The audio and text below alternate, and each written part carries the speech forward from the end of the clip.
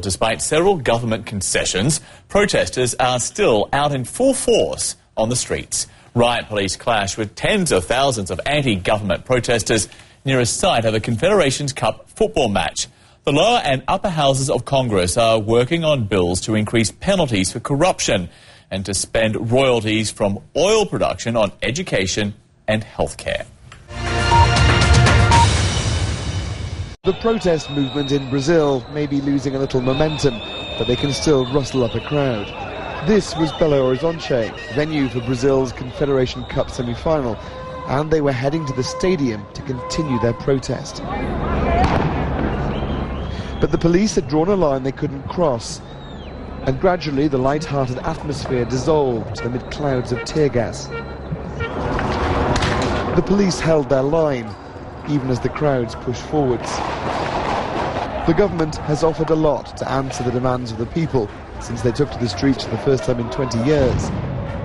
But there are elements in every big crowd that prefer violence, that want to set things on fire and cause destruction.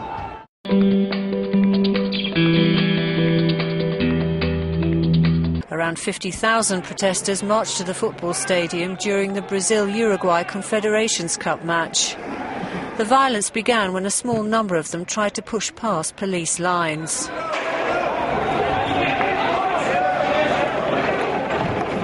Until then, the demonstration had been largely peaceful, with the crowds repeating their demands that they've made since the protest began. Taking no chances, thousands of police in the capital started early, mounting up an operation of 4,000 officers to counter tens of thousands of protesters expected at an afternoon anti-government rally. The area of the city where the Congress and ministries are located is essentially on lockdown. In front of the National Congress, hundreds of footballs symbolize growing unrest at the money this country has spent on FIFA World Cup preparations, estimated at more than $15 billion. When the first group of protesters arrived in the late afternoon, they kicked the balls at the riot police guarding the Congress, an outward sign of frustration. This is the centre of power, so if we fight for our rights, we can succeed. We succeeded once, so we can succeed again. There is too much corruption. We need health, education, and Brazil only spends money on stadiums when actually the Brazilian government needs to look out for us. Everybody here is fighting for a better Brazil with less corruption, fighting for a government that really cares about us and not only their own interests.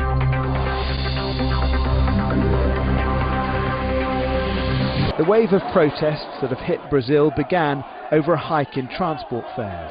But the anger is also about high taxes, poor public services, government corruption and overspending on the World Cup. Well, my message is they better change something fast, because otherwise that's going to happen every day. Well, I don't want that. I don't want people to get hurt. I'm against violence. I don't think this is something that should be happening in Brazil. But it's the only way that they're going to hear us. I never see it. And some were just overcome by what was happening.